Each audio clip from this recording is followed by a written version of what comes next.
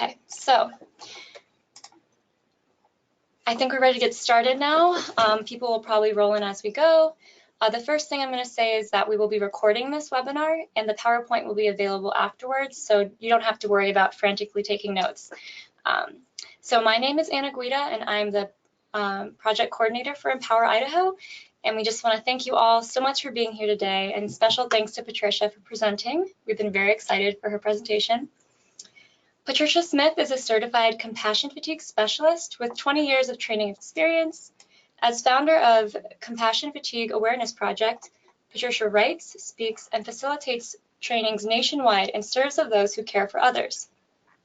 In addition to having authored several books and training materials for caregivers, including the award-winning To Weep for a Stranger, Compassion, Fatigue, and Caregiving, she serves as the caregiving expert for Spry magazine for several years.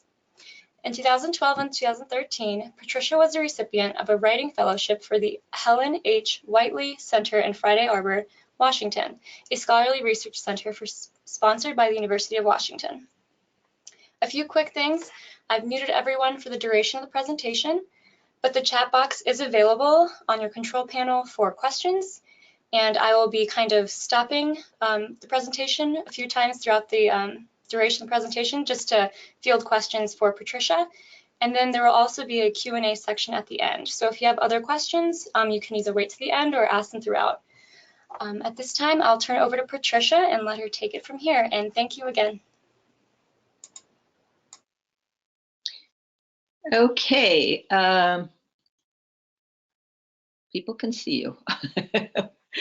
Okay, I'm very pleased to be here. Thank you all for taking time from your very busy schedules.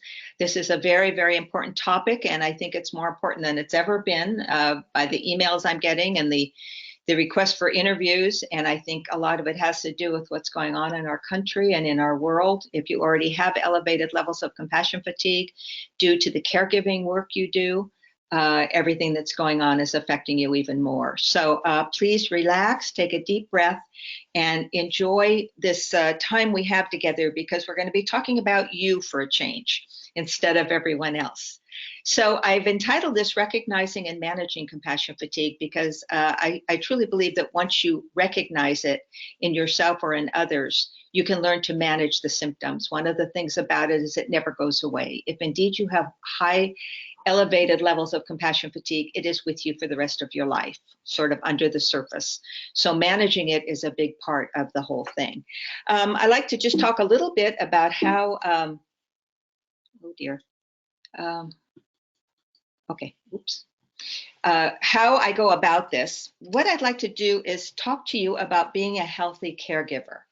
Being a healthy caregiver is very, very important because we have, or I've seen in the 20 years I've been doing this work and traveling all over, I see a lot of unhealthy caregivers. And I use that expression because they exhibit signs of not being able to be resilient, to have good personal boundaries, and in doing so, they suffer for it. Caring too much can hurt.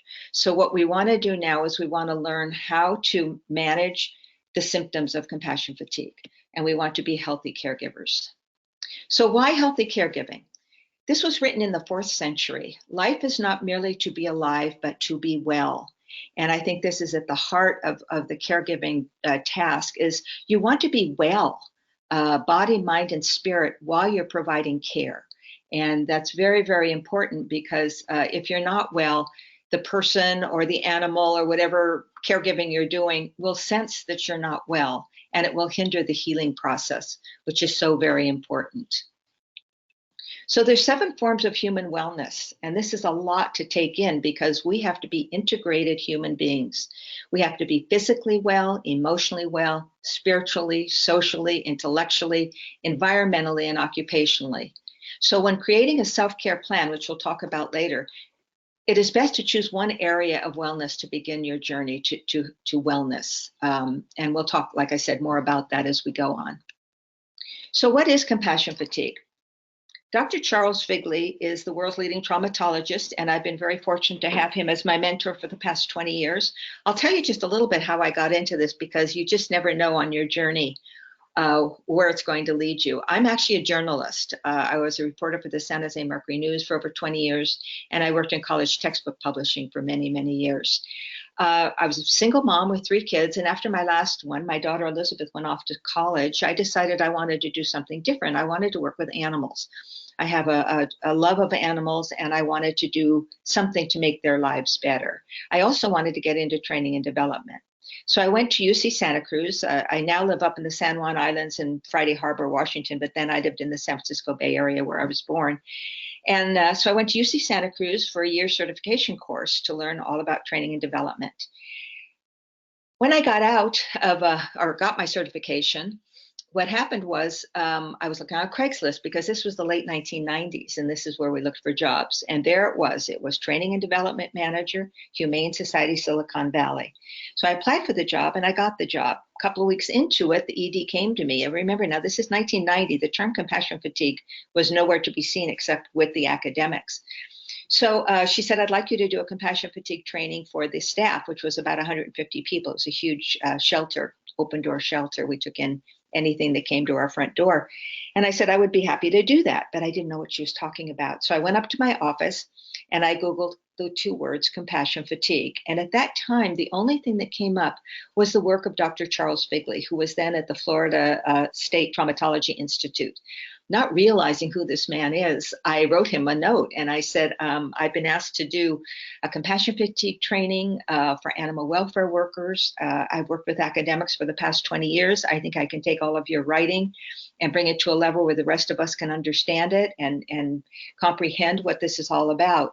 Do you think you could help me? And he got right back to me. He said, I've never worked with animal welfare workers, and we know due to euthanasia and the kind of society's disregard for animals that they suffer very high levels. And that started a wonderful friendship where he has been just a tremendous help to me. He's now at Tulane Traumatology Institute. He and his wife, Kathleen, who's also a psychologist, moved down to Tulane after the Hurricane Katrina, and they've been there ever since for the last 12 years or whatever it's been.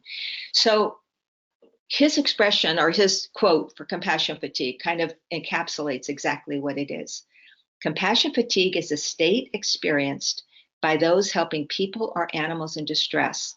It's an extreme state of tension and preoccupation with the suffering of those being helped to the degree that it can create a secondary traumatic stress for the helper.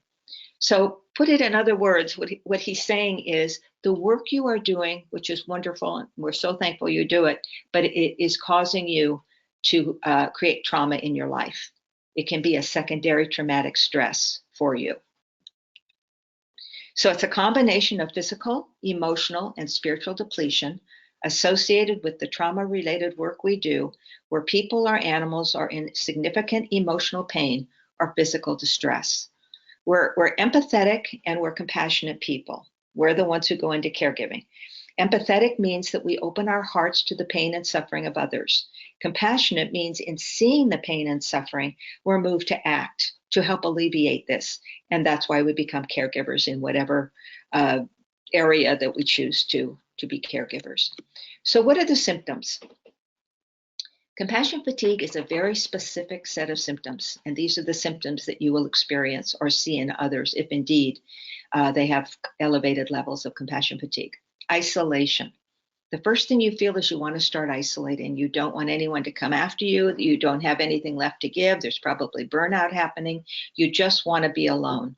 And where this can really get us into trouble is if you are a manager, a supervisor, a CEO, a director, a vice president. In other words, if you're in a leadership position and you isolate, it will create real problems of dysfunction in your organization. One of the things we need to do as leaders is we need to be available for our people, particularly in caregiving environments. So you don't want to isolate, but you have this urge to isolate. You have emotional outbursts, and this comes from just pushing down all of the feelings that we're feeling because we've never really learned how to deal with all of this emotion. So we push it down, and then eventually the human body says that's enough, and you have emotional outbursts. You feel sad, you feel apathetic, you have an impulse to rescue anyone in need. Again, this is very, very prevalent in animal welfare work. You work in a shelter and you'll see someone that's adopted 4 dogs, 5 cats, couple of guinea pigs and they live in a 1-bedroom apartment. So it's this impulse. The personal boundaries are not there that tell you that if you adopt one dog, you've done your job. Persistent physical ailments. And these are the stress points of the human body. And it's the headache that won't go away. It's the scratchy throat. It's the back of the neck that hurts. It's the lower backache that just makes it so difficult to do the things you want to do. And it's the gastrointestinal problems. You go to the doctor and you say, I've got all of these symptoms. Something must be wrong with me. But after a physical, the doctor says, there's really nothing wrong with you. Well, there really is. It's your body under stress, and it's saying, please stop doing this to me. Substance abuse, and what's that about? That's about self-medication. And as we know, Americans are suffering very badly from this. We self-medicate with alcohol, tobacco, pornography, computers, overeating, drugs, and that's just to self-medicate because we're in pain, and we have to learn how to change that, because self-medication with hurtful substances will only make your stress and your health worse. You have hypervigilance, hyperarousal. Where I see this mostly is in emergency caregivers, in the ER, firefighters, ER nurses and physicians, because they're always waiting for the other shoe to drop. And that keeps the body in a very hyperarousal state, which is very bad for us. You may have recurring nightmares or flashbacks.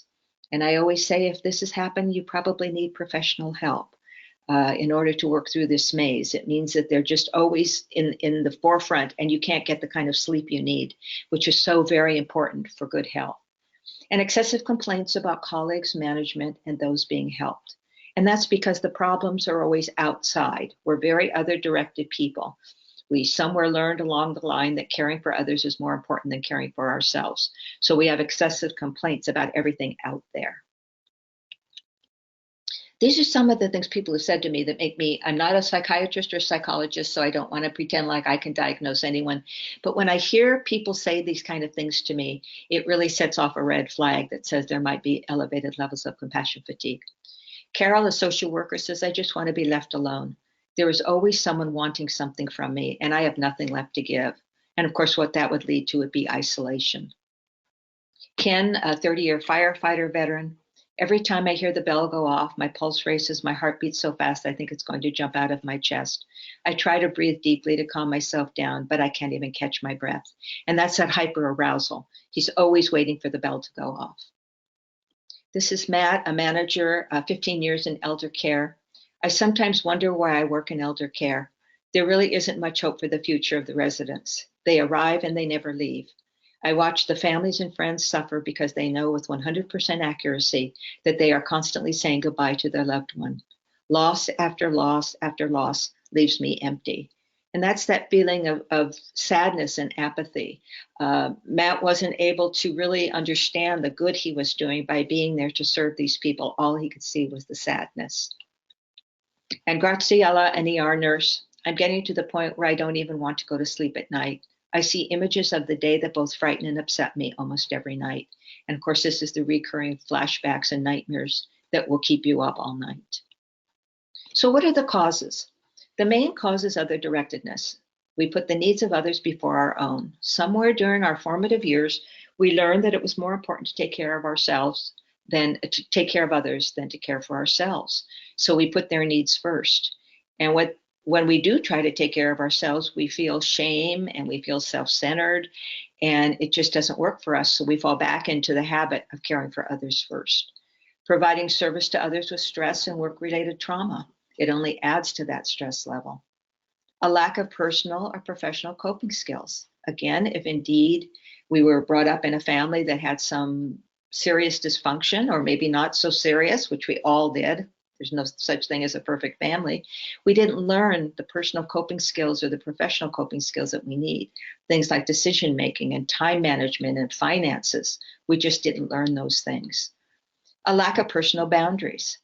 Our boundaries are way, way out there, and we let everything and everyone into our lives. And this only creates problems for us and will harm us even further.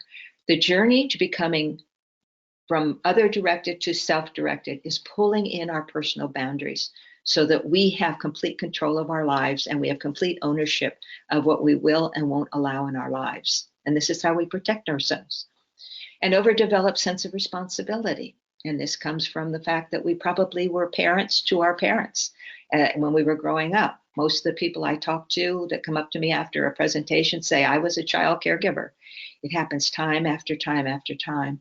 Someone needed care and we stepped up to the plate. So our level of responsibility is just elevated beyond what it needs to be.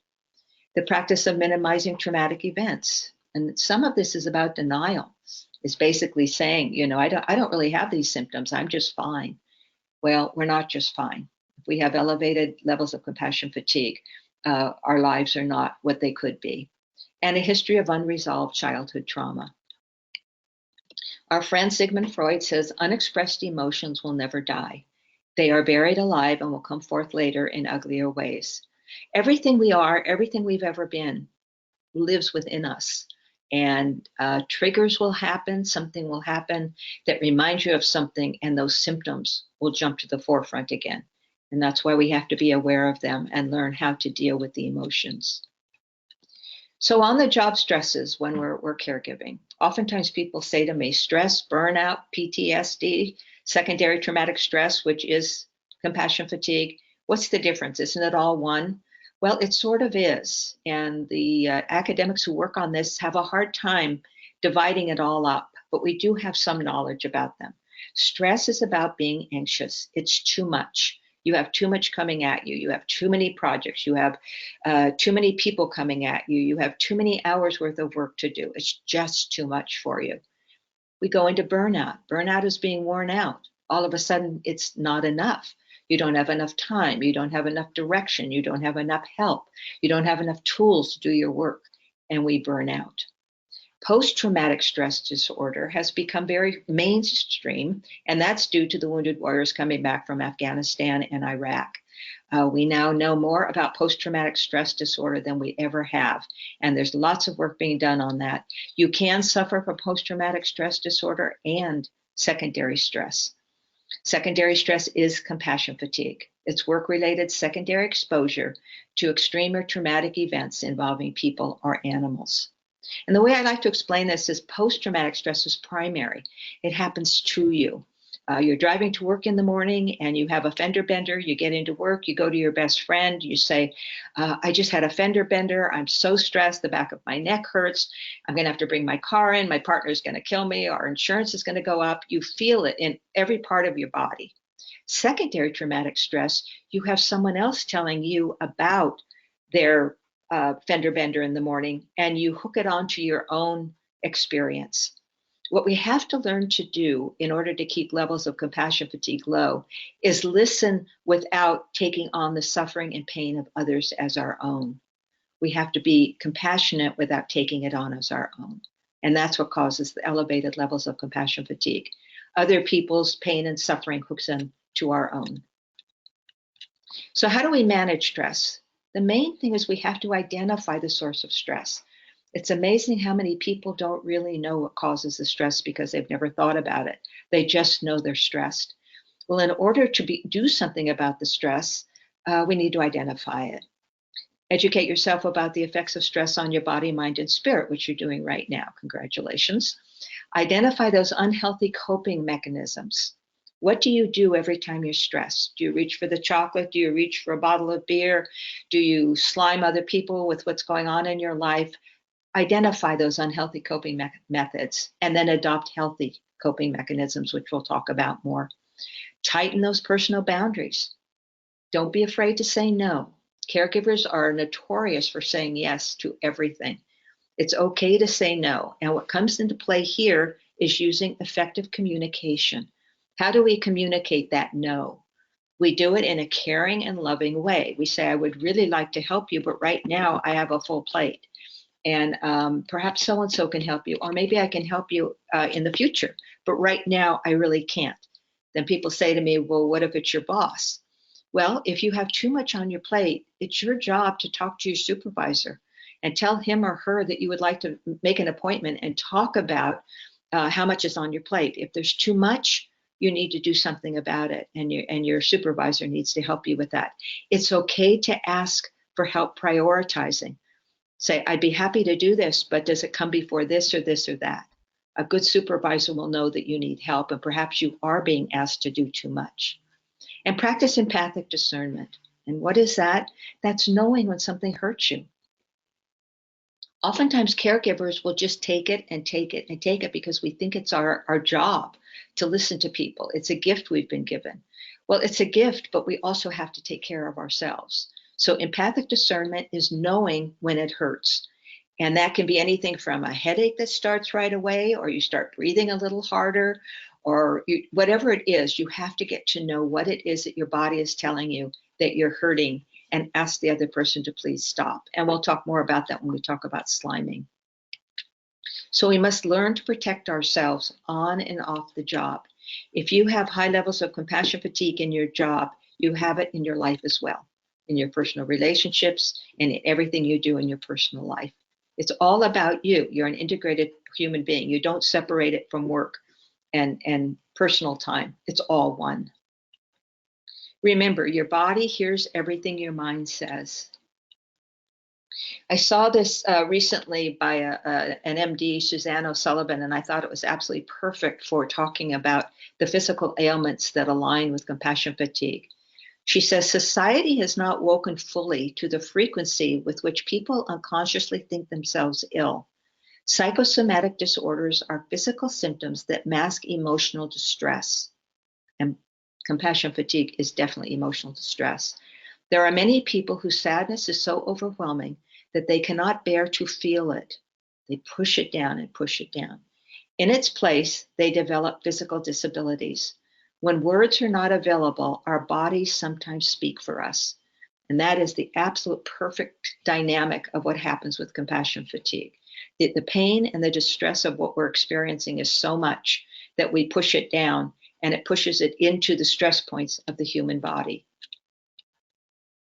The thing that we're learning about now, too, that's very, very important, the Disease for Center Disease Control in 2017 brought up this adverse childhood experiences. And if indeed you work with children, childhood experiences, both positive and negative, have a tremendous impact on future violence, victimization, and perpetration, and lifelong health and opportunity. As such, early experiences are an important public health issue. Much of the foundational research in this area has been referred to as adverse childhood experiences, ACEs, and has been linked to risky health behaviors, chronic health conditions, low life potential, and early death.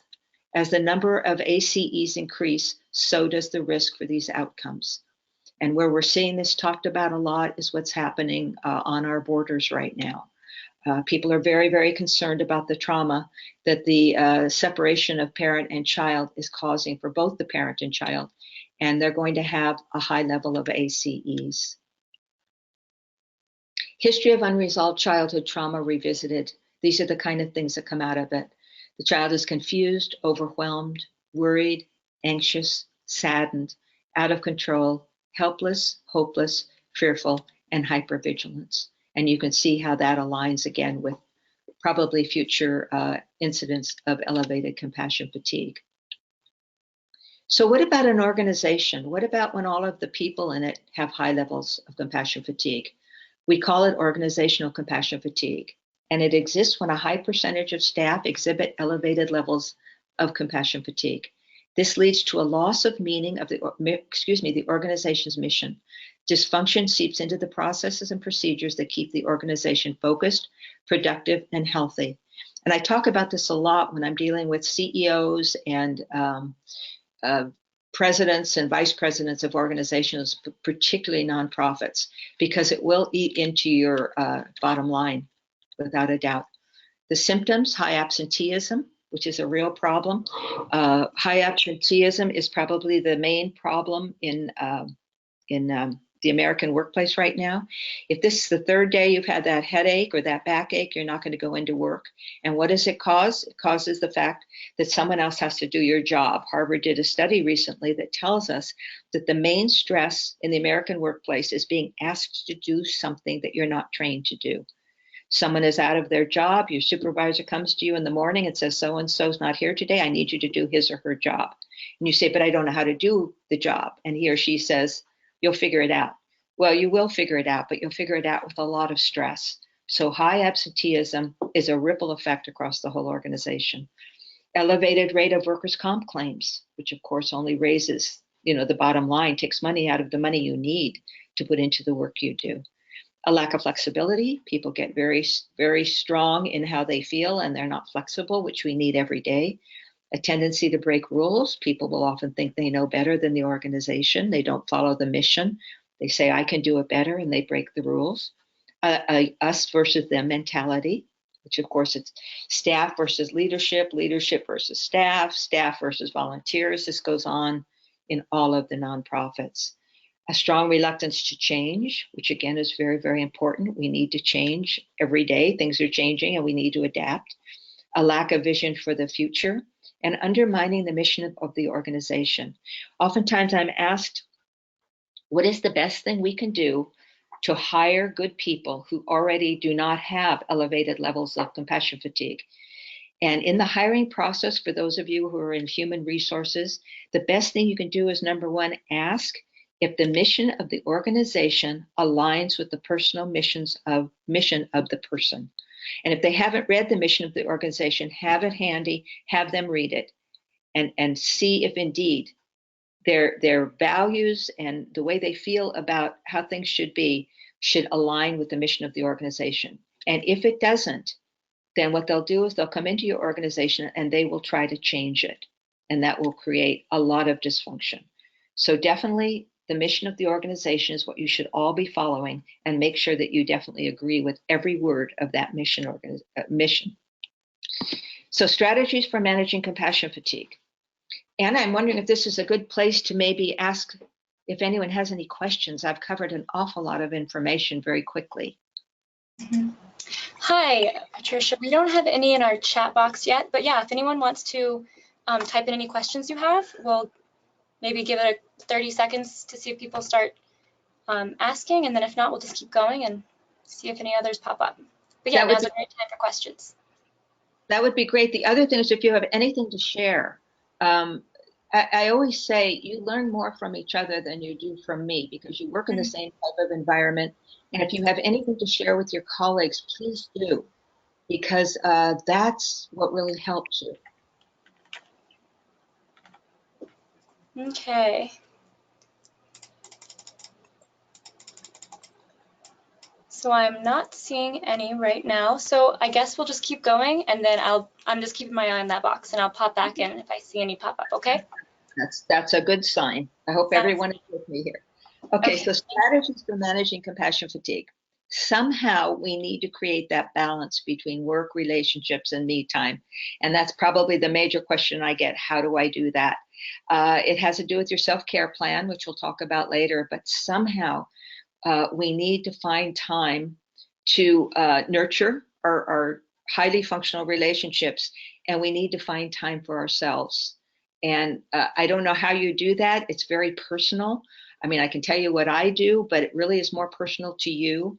Do you get up in the morning, maybe an hour early or half an hour early, go for a walk, do some yoga, meditate, read, whatever you do, somehow you have to create that balance. It's the only way we can keep our day under control in a caregiving environment. Build a healthy support system. If you have relationships that tend to be dysfunctional, it's very, very important to try to come to some understanding so that you're on the same page, because that takes so much of your time and energy, and we only have limited resources. We think we have unlimited resources as caregivers, but we don't. We only have so much energy, so much time, so much compassion, and we need to have a healthy support system to support us in the work we do. A study was done recently, and they found that the two things that help create wellness in a human being is a healthy support system and some form of spirituality. And this doesn't necessarily mean a traditional form of spirituality where you go to church every Sunday, and this is fine if this is what you do. But they're talking about some sort of spirituality that attaches you to nature and to other people, and something bigger than ourselves that gives us hope and faith that things will be okay. And these are studies that are coming out of Harvard and some of the best schools in the country. Healthy support system and some form of spirituality, whether it's riding your bike or running or climbing mountains or talking to a good friend, whatever that spirituality is for you, you need to practice it as much as possible. Practice authentic, sustainable self-care daily. You have to find some place in your day to do the things that fill you up. The healthy caregiving rhythm of the day is fill up, empty out, fill up, empty out. And it's wonderful if you fill up in the work you do. And a lot of caregivers do very difficult work and they fill up by just knowing that they're making a difference and helping people. But for the most part, caregiving work depletes us. There's no two ways about it. It is very difficult to be in an emotional situation watching another person, who is in pain or suffering. So we have to find something authentic to us, not what our society tells us we should be doing, but what is authentic to us.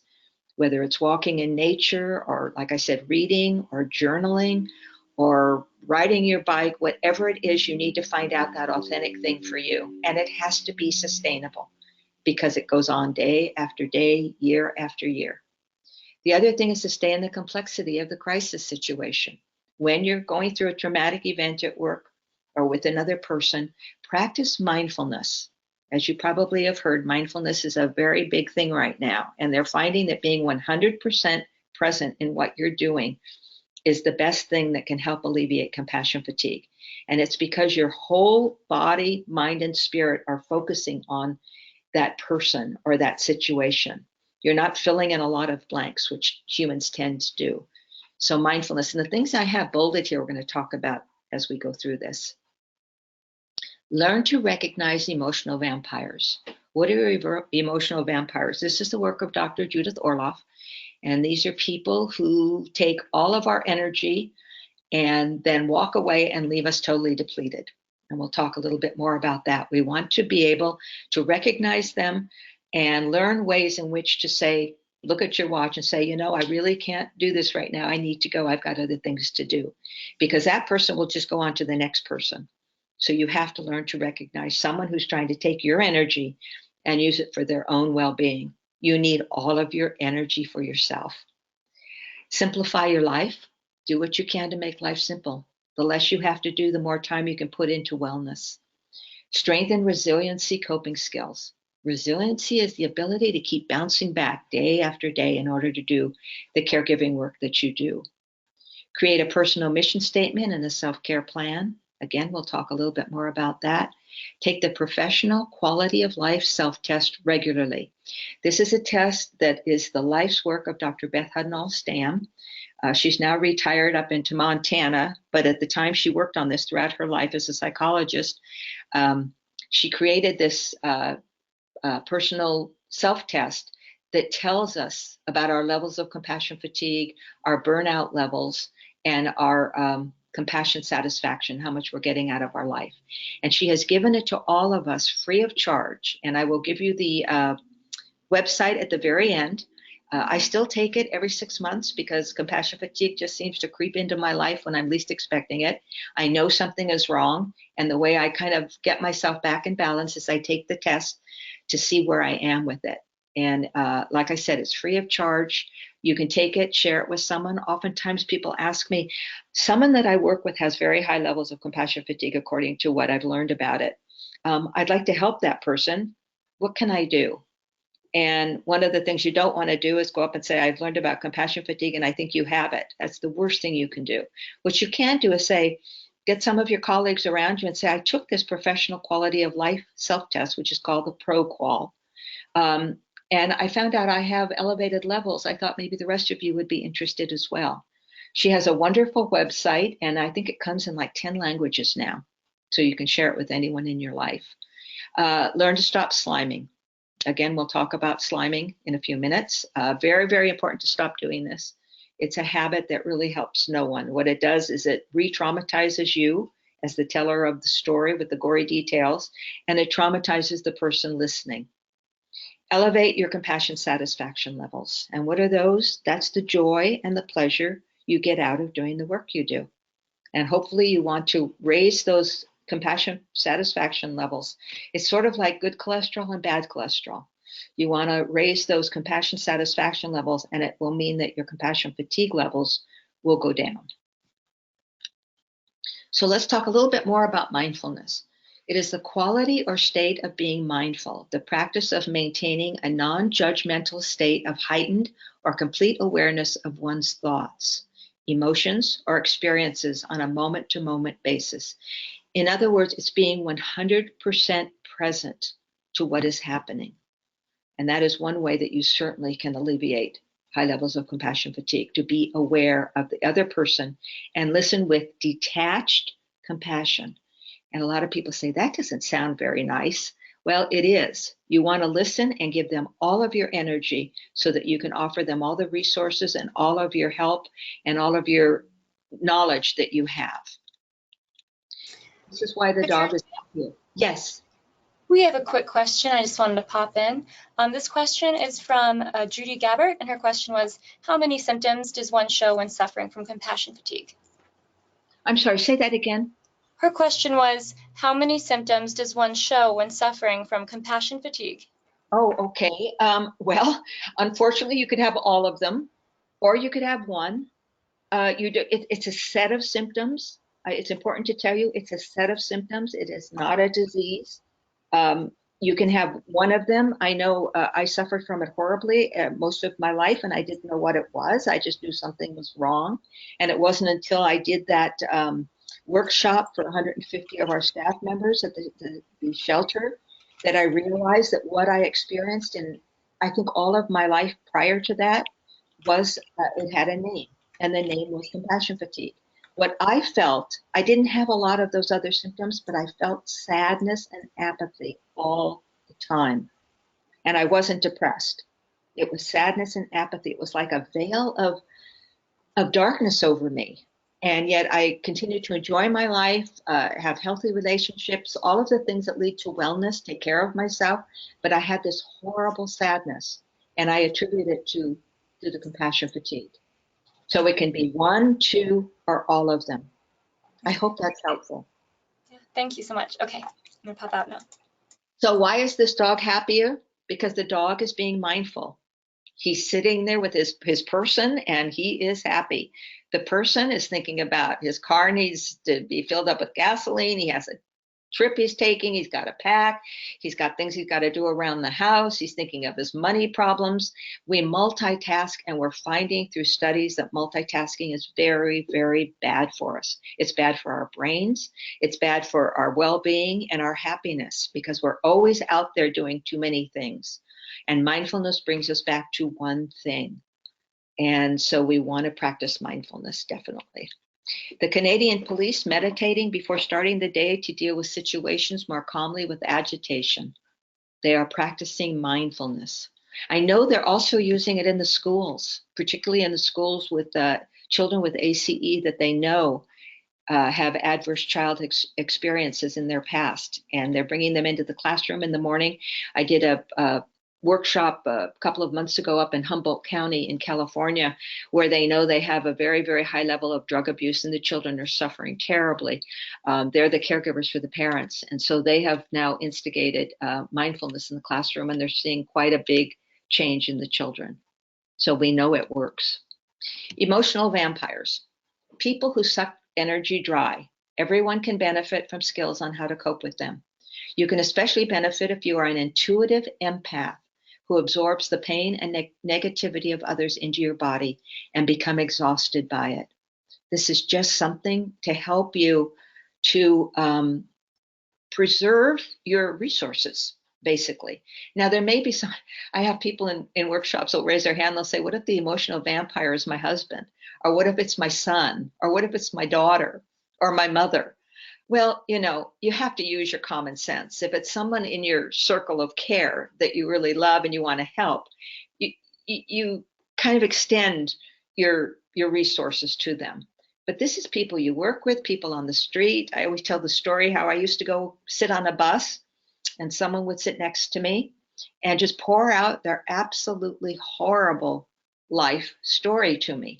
And before I understood this whole complex thing of compassion fatigue and all of its symptoms, I thought I was very, very special. I thought they must see it on my face that I'm open to them pouring all of their pain and suffering into me.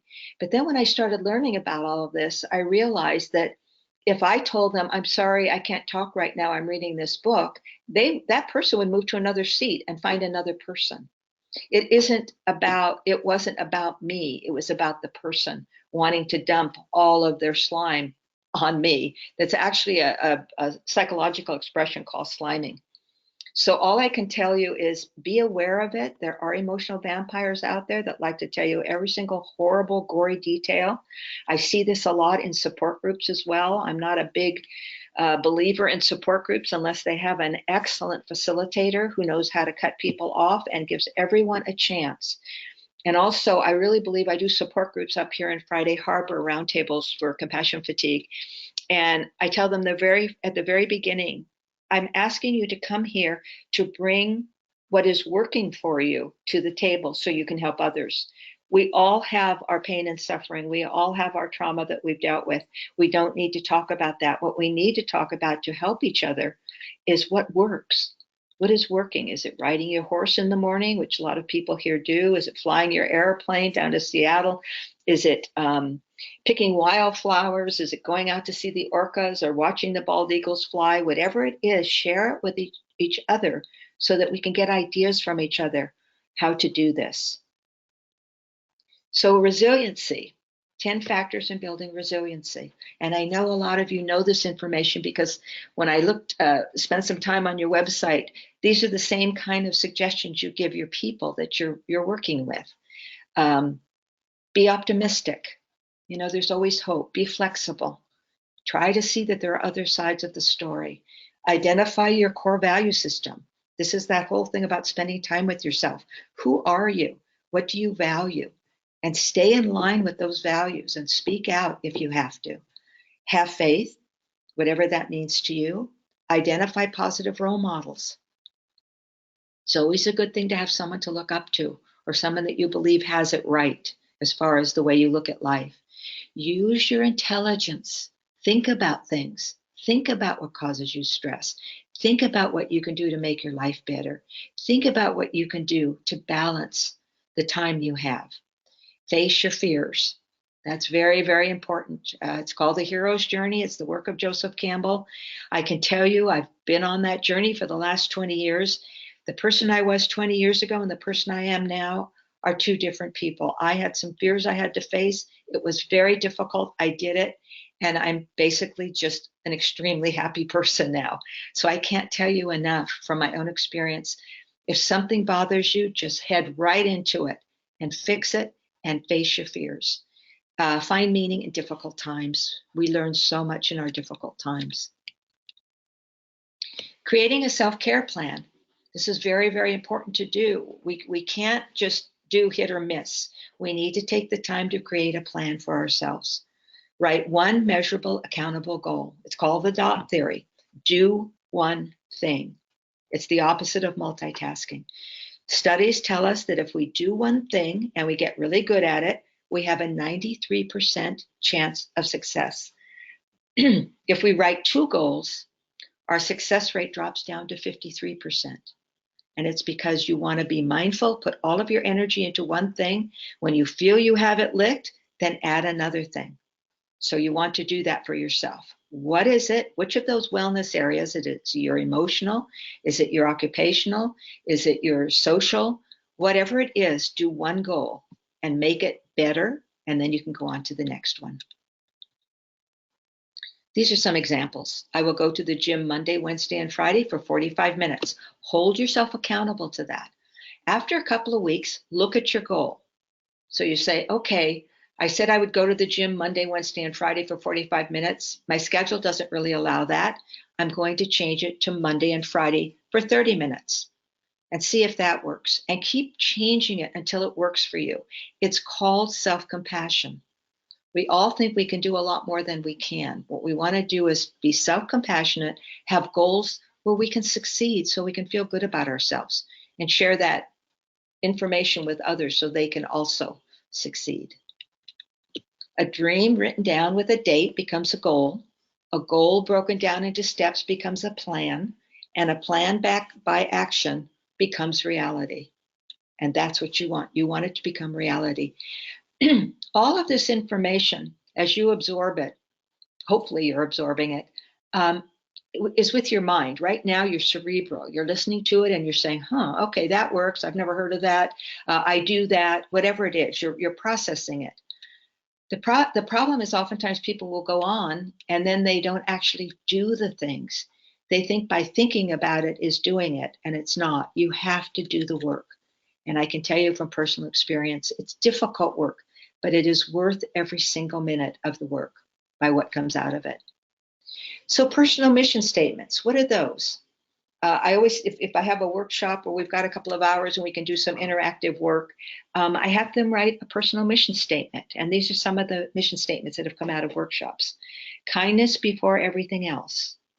Actively listening, not to respond, but to understand. Love is all I need. Humor will see me through. My personal favorite, start slow and taper off. Everyone counts. Wake up daily with a grateful heart. Figure out what your personal mission statement is, write it down, and put it somewhere to remind you about who you are. Because oftentimes in caregiving environments, we get lost. We get lost in the pain and suffering of others, and this is what creates the compassion fatigue. We have to keep control of ourselves, and we have to have tools. What I hope I'm giving you now is a toolbox of tools to use in order to help you elevate your compassion satisfaction in the work you do, because we need you. I was talking to Dr. Figley a couple of years ago, and he said, you know what I think is the saddest thing about caregiving? We're losing all these highly trained, wonderful caregivers, and they're going off and they're working in banks and they're working for Google, and they're leaving their caregiving environments because they just can't deal with it anymore. And that's going to create real problems, and it will. We already know that we have fewer caregivers than we've ever had, and I'm the first of the baby boomers, and we're aging very quickly and we're going to need help, and the help is not there. So please try to do these things and stay into doing the work you do. It matters. You make a difference every day. So the professional quality of life, we have the compassion fatigue, which is the bad stuff, and burnout and secondary trauma, which is the compassion fatigue. And then on the other side, it tells us what compassion satisfaction levels are, which is the good stuff, the joy we get. And it can be anything. I do exercises in classes, and people will raise their hand. Someone in the back will raise their hand, and one woman said, I love dress down Fridays. I love Friday. Normally I have to wear a suit during the week, but on Friday we get to wear what we want, and I wear jeans and I just feel great. Another person said, you know what? We have donuts on Monday morning, and I love going into work on Monday morning. Others say it's knowing that I'm helping someone. Knowing that I'm benefiting by doing the caregiving I'm doing. Others, it's environment. Perhaps if you have a new building or office, that can lead to compassion satisfaction. It can be anything you want it to be, but be aware of what it is. My sister works in a guidance department at a high school, and her compassion satisfaction comes from her colleagues. She said she's never seen such wonderful, dedicated human beings working with kids. They just want what's best for the kids. And that's where her satisfaction comes from, is being around her colleagues. So what is sliming? When helpers hear and see difficult things in the course of their work, the most normal reaction in the world is to want to debrief with someone to alleviate a little bit of the burden that they are carrying. It is healthy to turn to others for support and validation. The problem is that we are often not doing it properly. The problem is also that colleagues don't always ask us for permission before debriefing their stories with us. Oop, I wanted to stay on that one, but I'll go back to that really quickly. What you want to do is, if you have a story to tell, you want to ask the person if it's okay, if they have a minute to listen. It's all about effective communication. You're walking down the hall and you just went through a very traumatic event. And what you want to do is you want to share it with someone. So you see your best friend and you say, I just had an experience. Do you mind if I tell you about it? And your person says either, yes, I've got a minute, or no, I'm sorry, I'm on my way to do something else. Maybe we can meet in 10 minutes. But what you want to do is you want to talk about your feelings. And again, this is something that's very, very important. And this is the work of Dr. Brene Brown. Some of you might have heard about her. And vulnerability. It's about being vulnerable to each other and being able to look at someone and say, I really feel badly about what I just experienced, but you don't want to go into the gory details. The details re-traumatize you and they traumatize the other person. You want to talk about how you felt about it. And being the receiver of this information, you want to be able to give that person some comfort, a pat on the back or I'm sorry. That's all you need to do. You just need to know that somebody cares. Oftentimes in caregiving, we feel very, very alone. And to be able to look at someone and say, I know how you feel. I'm really sorry you had to go through that is a big plus. So you want to try to stop sliming. It's a very unfortunate habit that many of us have to overcome. So what is compassion satisfaction? This is Dr. Beth Hudnall-Stamm saying compassion satisfaction is the pleasure we derive from doing the caregiving work we do. Higher levels of compassion satisfaction lead to becoming healthier, more effective caregivers. So it's the positive aspects of caregiving, the pleasure and satisfaction that we derive. It can be creating positive experience and outcomes for those in our care. It can be working as a team with family members or colleagues, being able to share our experiences and knowledge with others, recognizing that caregiving is a gift and that caregivers also benefit from the kindness. So if you're a manager, you kind of have an extra special job in a caregiving environment. I think it's up to the managers and the VPs and the CEOs and the directors to really lead their people to create a healthy workplace environment. How do we do that? We educate the staff about compassion fatigue. However you do that, whether you find webinars like this, or you take the ProQual test, or TED Talks, or whatever, educate your staff so they know that this is a real thing. And it's very important to put it in your orientation for new people. Oftentimes, young people go into caregiving jobs and they're very, very idealistic, and they don't realize there's an underbelly to caregiving. Create a space for meditation or silence. I mean, I've had hospitals that I've gone into where they actually take a closet. They don't have room to actually make a meditative space, but they've taken a closet and turned it into a space for meditation. It can also be done outside. If you have, some money in your budget to plant a little garden, oftentimes shelters do this as a place for people to go to remember the pets that came through their door. But create a space for meditation or silence. Prefer that it not be the women or the men's bathroom. Debrief as a group after a traumatic event. I think that's very, very important. But again, you need a good facilitator. When I was with Ronald McDonald House at Stanford, there were only 8 of us on staff, and we had 300 volunteers who were part of my job to manage after traumatic event.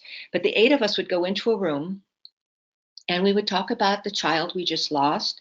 We would bring Kleenex, we'd cry our eyes out, but we didn't talk about what we experienced with the child going through so many experimental hopefully solutions to their illness. We talked about how wonderful the family was, and remember the time she brought in that little stuffed ladybug to me, and something cute the little person said, and we talked about the good things.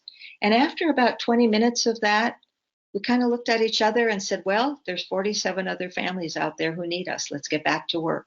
But we were able to empty ourselves, empty ourselves with the grief that we were feeling so that we could go outside and get back to our caregiving, which filled us up.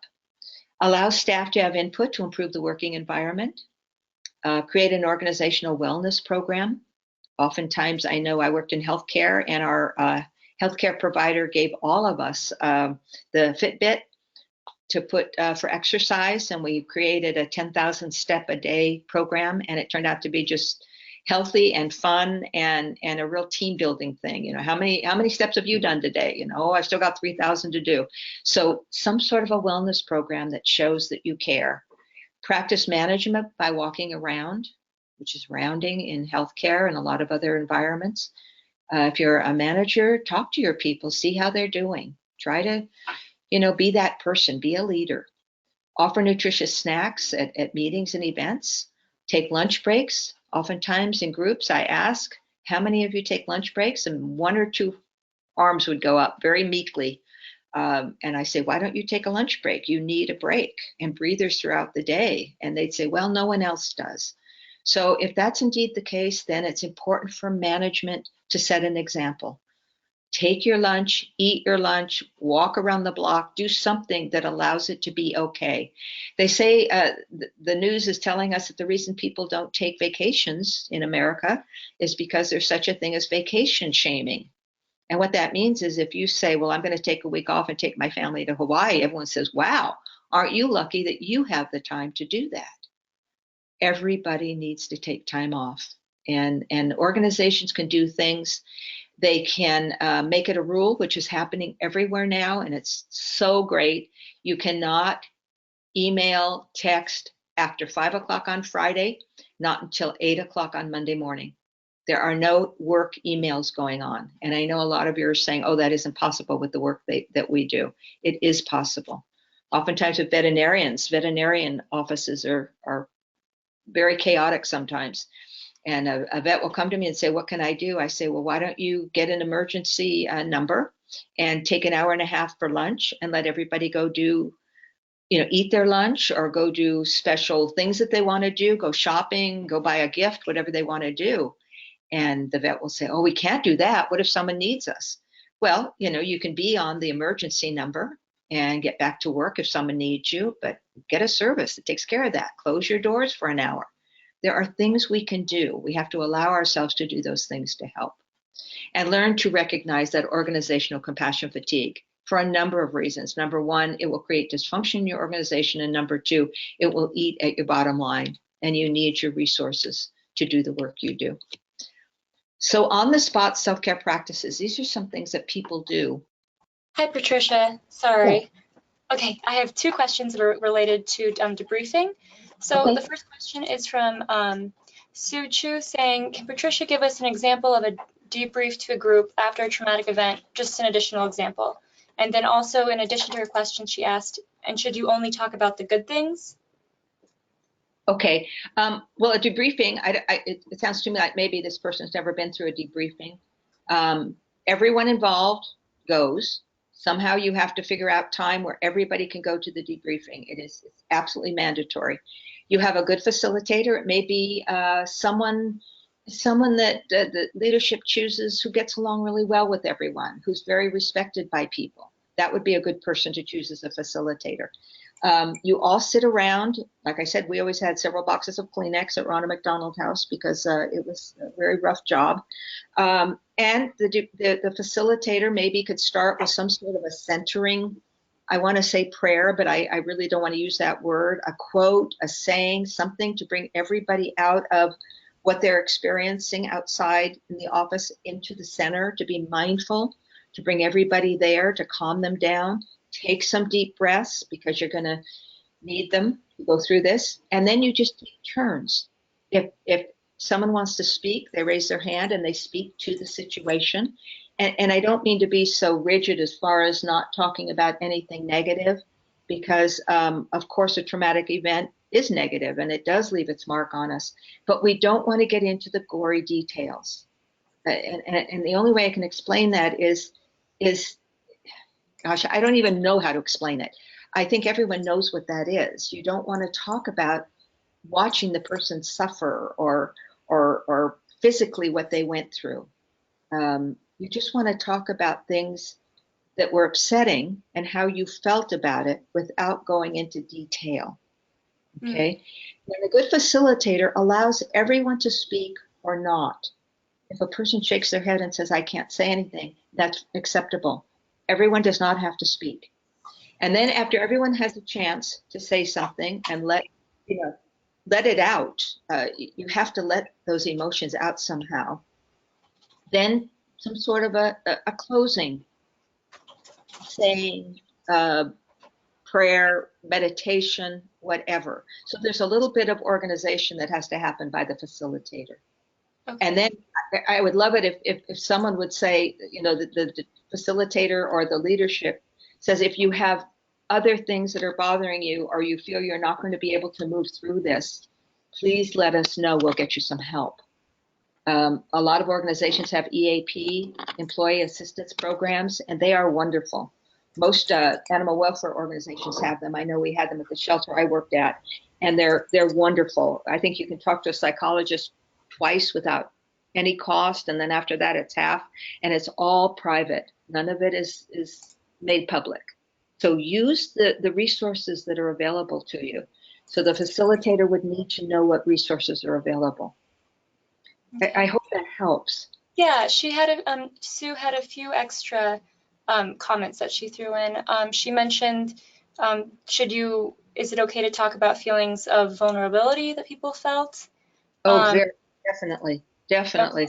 That's number one. Excellent. okay, Vulnerability is the way that we open ourselves to each other and we heal, and we share the fact that we're not alone. Again, this is the work of Dr. Brene Brown. If you haven't read any of her work and you love to read and want to read things like this, please get her books. She okay. talks about vulnerability, and that includes leadership. They need to be vulnerable as well. Okay, and if we have time, I have another question from Jimmy Holcroft.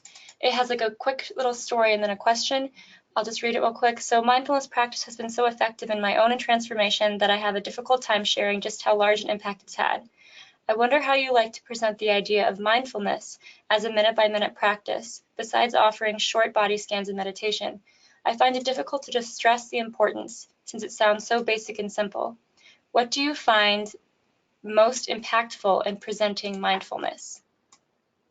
It's a skill. Almost everything that I'm sharing with you, they're skills. And you may not have the skill at first. It's like when you do meditation and your brain just goes off into another direction. You need to bring it back. It's the same thing with mindfulness. If you find your brain is going somewhere else, gently bring it back to the mindfulness. And it's a skill. And the more you do it, the easier it will become.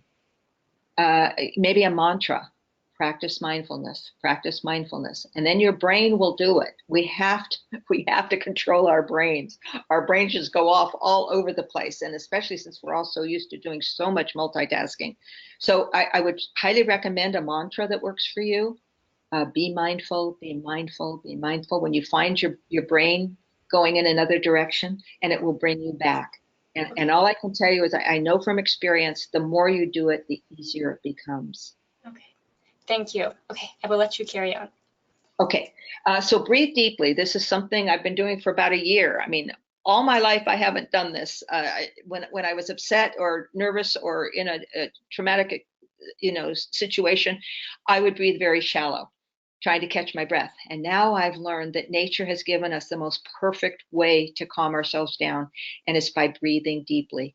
And it's the breathe in, I think it's like 7 or something, to the count of 7, and breathe out to the count of 4, and then breathe in again to the count of 7. And I know it sounds simple and almost touchy-feely, but it works. It works. It calms you down and it allows you to get back to mindfulness. By breathing deeply, it relaxes your body. Laugh. We know humor is the best medicine. Dark humor is okay. Just make sure that the person you're sharing the dark humor with understands it's dark humor, and make sure that no one else around picks up on it who might not understand. I like to tell the story about I was in healthcare when this happened. A woman was having surgery, and the anesthesiologist was putting her under, and the physician came in, the surgeon, and made some derogatory comment about the woman and her body. And unfortunately, the woman was not yet completely under and heard everything he said. So when she came out of the anesthetic, she reported it, and today she is a very, very wealthy woman. So you want to be really careful not to use dark humor where it isn't appreciated, but it is a way of letting it out, and it's okay. Okay. Journaling. If you're a journalist, you like to journal your thoughts, your feelings, I highly recommend the work of Julia Cameron, The Artist's Way. Anytime you need to get something out, go sit down and take a couple of pieces of paper and just write it down. These are all skills of what's inside you that's boiling over and putting it on the outside. It empties you so that you can go back to doing your work. So journaling is a wonderful way to alleviate stress and thoughts that just won't seem to stop in your brain. Take a brisk walk, being out in nature. I just read a book called The Nature Fix, and they now know that walking in nature, particularly in the woods, actually changes our physiology. It lowers our heart rates. It does so many good things. So get out there and walk and look at the sky and know that all is well. Stretch. Good way to loosen up your body when you're tense. Talk to a trusted friend, always a good way. Eat something nutritious and feel good about it. Practice letting go rituals. People have all kinds of letting go rituals that help them to let go of things. One young social worker, and I love young social workers, they're so very idealistic. We were talking about this in a workshop, and she raised her hand and she said, I have a way that works for me and I want to share it. I said, fine. She said, well, she said, I work very long hours and I usually get home after my husband. We have two small children and a dog. And I have my pager and my cell phone and all the things that keep us connected to our people. And oftentimes when I walk in, my husband is standing there with a child on each hip, you know, tapping the shoe, the dog barking. And she said, I knew if I didn't do something about it, that it was going to start really causing trouble in my marriage. And so she said, what I do is after a long day, I pull into the driveway, I go around the corner, I open the lid of the garbage can, and I stand there and mentally dislodge all of the day's worries into the garbage can. And when I feel like I've emptied it all out, I slam the lid and I go in and I'm 100% present for my family. I mean, this is a wonderful ritual. It can be whatever you want it to be. I know I lived on the coast for a while and I worked in elder care, and that's a very challenging caregiving profession as well. And if we would lose someone, I would go down to the ocean, and words are what I live for. I'm a word person, and I would think of a word that kind of explained the day, and I would write it with a stick in the water, in the sand, and then I would stand back and watch the waves just take it away, back and forth until the word was no longer there. And that was a letting go ritual that worked for me at that time. So I really encourage you to find something. It can be funny, it can be serious, it can be anything you want it to be, but it works. It works. Meditate, pray, whatever you call it. Those are very important things to do. Be alone with yourself and focus on something bigger than yourself. Read a favorite quote or your mission statement. That's a good time when you're feeling really stressed. Pull out your mission statement to remind you who you are. And listen to music. They're doing all kinds of studies now that you listen to music and it absolutely changes your brain. So have your earphones and all of that handy and just quickly listen to some music and it'll get you off of the negativity and back into a positive mode. So those are just some things that people have shared that work for them. And I really encourage you to find things that work for you. So 6 steps to healthy caregiving: build your resiliency. Remember, these are skills. It's not easy at first. They know now that resiliency is not a gene, it's a skill. We once thought people were either born resilient or not resilient, and we're all resilient. We just have to build it and practice it. Cultivate your compassion. If indeed your compassion is waning because you're so tired of what you're doing, find a way to cultivate it. I know with me, it's looking into the eyes of a dog. Dogs do it for me. I mean, they are the most wonderful creatures in the world. And you look into those big brown eyes and my compassion just surges. Improve your coping skills. Learn what you can do better and figure out ways to get help to do them better. Support your colleagues. That one is so very important. If you see a colleague who does something well, go and tell that person and say, I just saw the way you handled that person. I really learned something. Thank you for doing what you do. It goes a long way. Support each other and thank each other. Embrace self-confidence. Know that you're doing a good job. Know that you're making a difference in this world.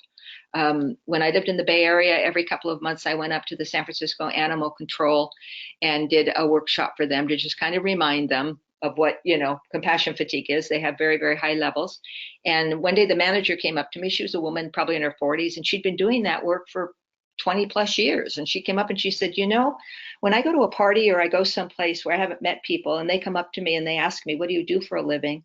She says, I tell them that I'm a bartender. And I said, why do you tell them that? She says, well, because when I tell them I'm an animal control officer, the first thing they say to me is, I could never do that. And I said, and what happened? She said, I feel ashamed. I feel self-confidence, lack of self-confidence. She said, I feel so bad about myself. What is it about that person that they can't do the job that I can do? And I looked at her and I said, you've got that turned around. I said, next time that happens, you look at that person and you say, when they say, I could never do that, you say, no, you probably couldn't. I have a very special gift and I'm making such a difference in the world and I'm making the world a better place for the animals. Embrace that self-confidence for what you do. You are so badly needed in this world right now. Mental health is so very important. And manage change. Learn how to be a change agent because, just jump in. When you want to try something new, say, okay, let's try it. Let's see how it goes. Because the people who can't change are just dragging the rest of us along, and we need to change almost daily. So I'm a word person. I'm going to give you 10 words to live by. Trauma, that's an emotional reaction following a difficult event. You are being traumatized by the work you do. It's that simple. Empathy means we open our hearts to the suffering of others. Compassion means upon seeing the suffering, we're moved to act. We want to alleviate that suffering, and that's why we're caregivers. Compassion fatigue is not in your head. It is a secondary traumatic stress syndrome. Compassion satisfaction is the pleasure you derive from the caregiving work. Think about it often. It's important to know why you're doing what you're doing. Resiliency is the ability to bounce back after a traumatic event. Authenticity is finding your true north. Who's the real you? What is your mission statement? Who are you? And be that person. Leaders don't lead others. Leaders lead themselves and others follow. We're all leaders. Sustainability, the behaviors and actions that carry us through, and those are those skills that you're going to have to learn if indeed you are suffering from levels of compassion fatigue. Vulnerability, the work of Dr. Brene Brown. She has a TED Talk that I think is one of the most famous of all. Being fully open to a wide range of emotions. Let the experience speak for itself. Be open to it and be mindful of what you're experiencing. It will be easier for you to debrief and to process those feelings if indeed you're 100% present for them. And healthy caregiving is the ability to be fully present in the moment to what you're doing. So here's some resources for you. www.compassionfatigue.org is my website. You can take anything off of that. Some of these things are my own because I'm giving you full permission to steal from them. If you want to create your own workshops, if you want to share with your colleagues, please take anything that will help. Healthycaregiving.com is also my website. It's got books. It's got some free downloads, anything on there. Facebook. About 2 years ago, my daughter said, you need to have a Facebook. And I said, oh, no, not one more thing. I don't need it. She created it anyway. I've got about 7,600 followers, and it's really fun. It's probably the first thing I do every morning. I go see if anyone has says anything or offered an article. I post things, and it's wonderful. So hook into that. I think you'll enjoy it. TEDxSanJuanIsland.com. I did a TED Talk September 2016. It's only 18 minutes long. I'm hearing from people that they're using it as a training tool to open dialogue. So please, the TED organization has given it to us to use free of charge. So please go ahead. You'll hear a lot of the same things I just told you, but it is a way to get people thinking about compassion fatigue. And like I said, it's only 18 minutes. The ProQual is that professional quality of life self-test I told you about. Again, free of charge, download, use anything from it. Dr. Beth Nalstam gives it to you as a gift. The work of Dr. Judith Orloff is the emotional vampires and how to deal with them. The work of vulnerability is Dr. Brene Brown.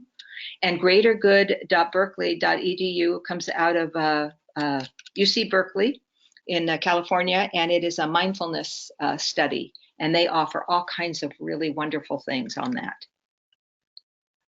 So my closing thoughts to you from Henry James: 3 things in human life are important.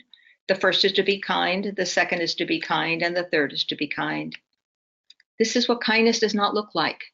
The beatings will continue until morale improves.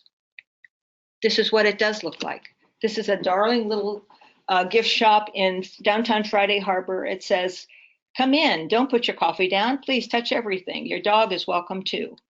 When I see a sign in a store that says, don't bring in your food, don't touch anything, I don't go in. I go into this store all the time. This was down, I was walking down the marina and there was a wedding going on. It says, today 2 families become one. We ask that you please pick a seat, not a side. And this is what kindness looks like.